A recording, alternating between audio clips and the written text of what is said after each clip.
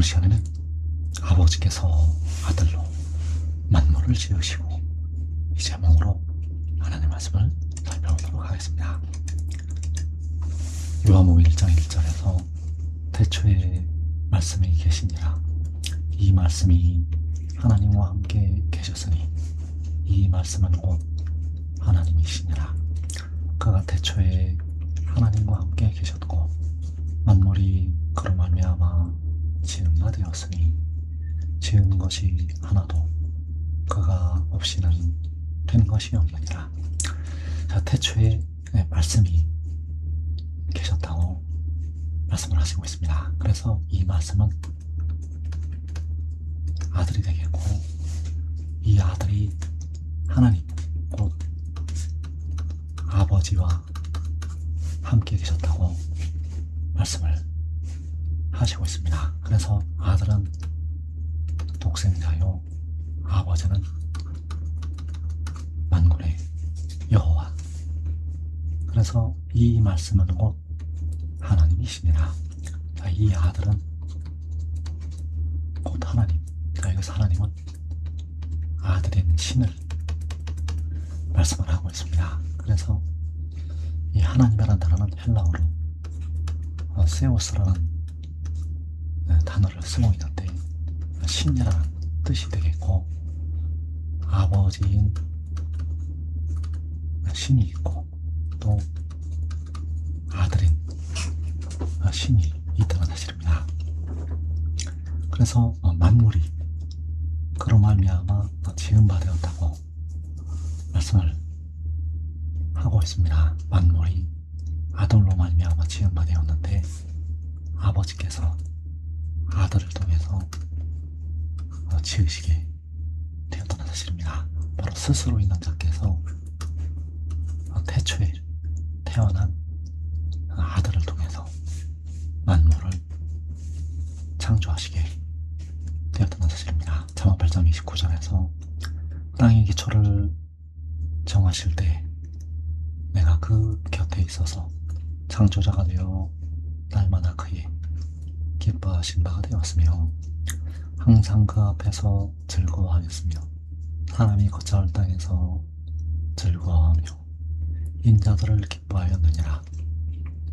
자, 땅의 기초를 정하실 때 여호와께서 땅의 기초를 정하실 때 아들이 아버지 곁에 있어서 창조자가 되었다고 말씀을 하는 것이 되겠습니다.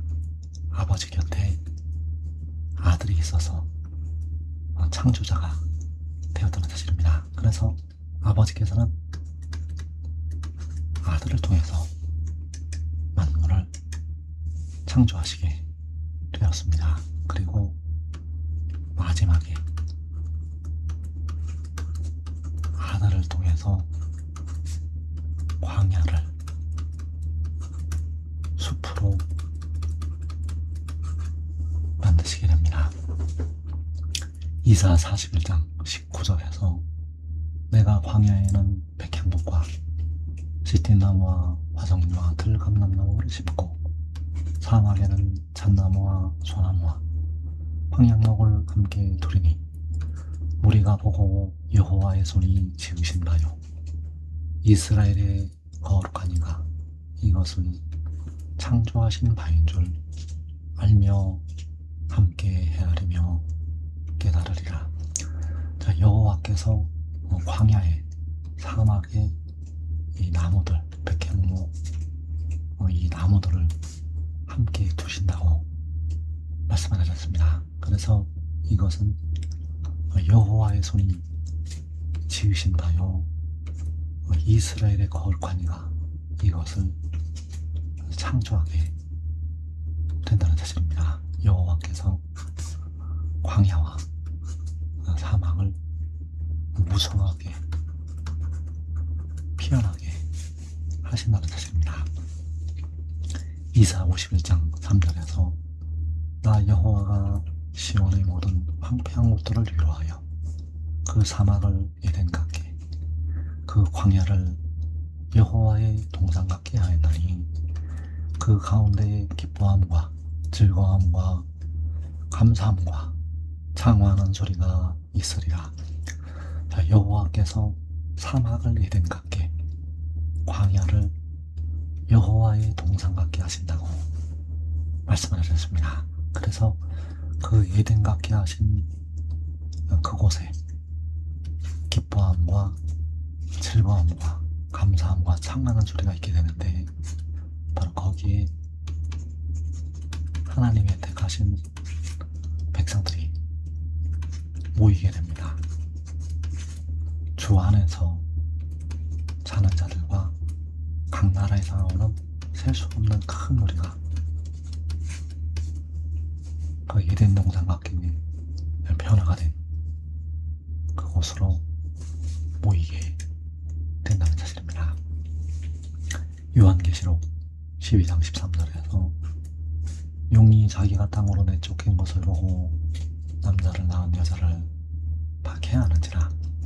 그 여자가 큰 독수리의 두 날개를 받아 광야 자기 곳으로 날아가 거기서 그 뱀의 낯을 피하여 한때와 두때와 반때를 양육받음에, 원수마귀가 땅으로 쫓겨 내려오게 되면 남자를 낳은 여자를 박해한다고 말씀을 하고 있습니다. 그래서 이 여자를 박해할 때 이 땅에서 4분의 1이 죽게 됩니다. 요한계시록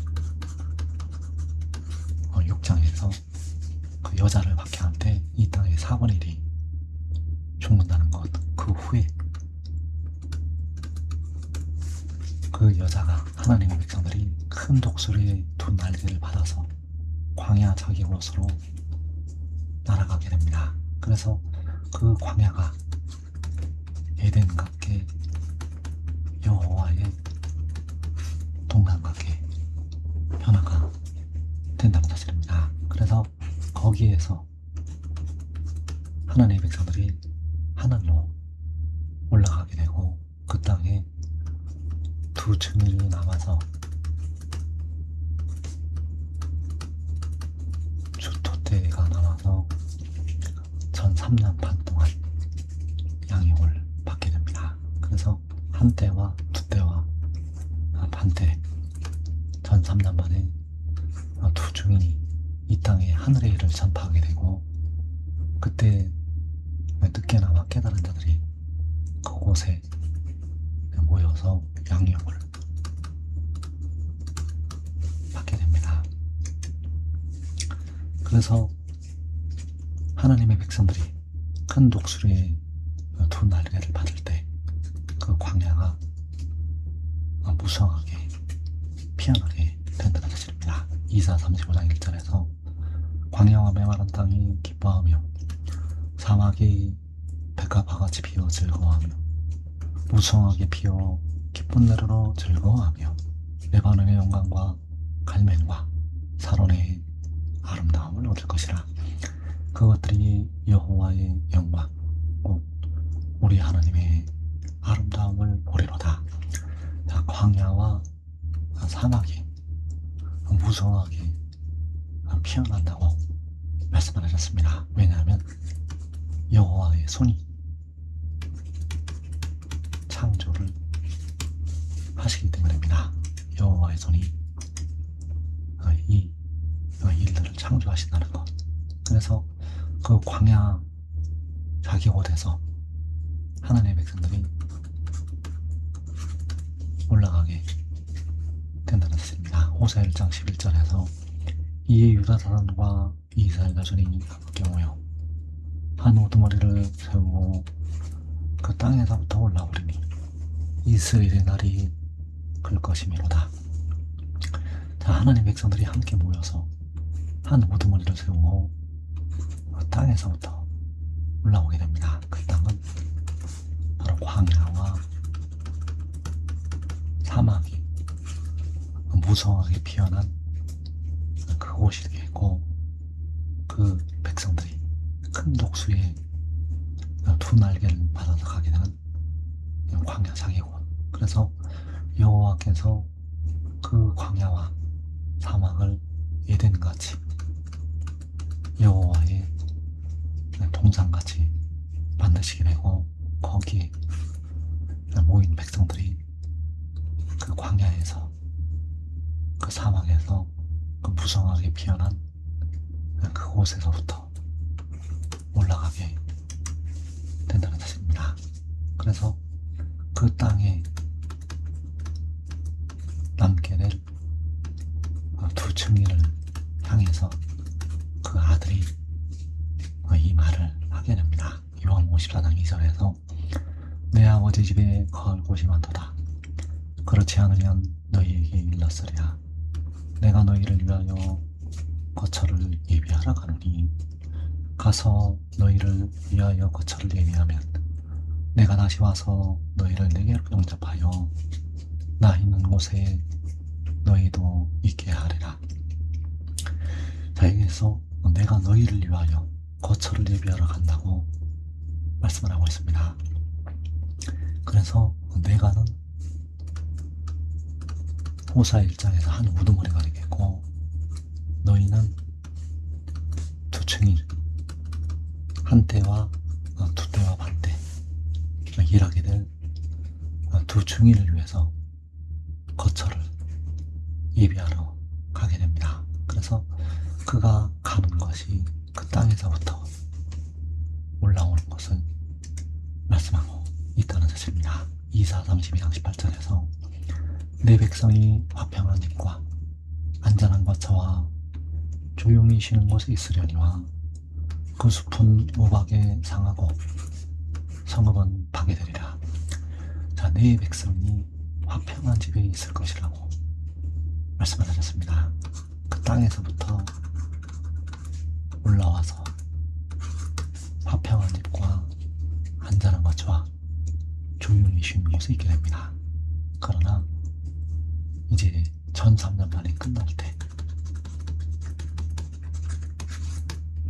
그 숲은 우박에 상하고 성읍은 파괴가 된다고 말씀을 하시고 있습니다. 요한계시록 11장 7절에서 그들이 그 증언을 마칠 때 무적갱으로부터 올라오는 짐승이 그들과 더불어 전쟁을 일으켜 그들을 이기고 그들을 죽일 터인즉. 자, 그들은 두 증인이 되겠고, 그들이 그 증언을 마칠 때 바로 한 때와 두 때와 반 때가 끝날 때, 전 3년만이 끝날 때 짐승이 그들을 죽이게 됩니다. 그래서 하나님께서 그 아들을 이 땅에 보내시고 그 광야를 에덴같이 여호와의 동산같이 변화를 시키시게 되고, 그리고 그 변화시켰던 그 동산은, 그 숲은 파괴가 된다는 사실입니다. 지금 믿고 순종하는 자는 이 땅에 환난을 면하고 살아서 영생으로 들어가게 됩니다. 이 복된 자리에 꼭 들어가기를 축원합니다.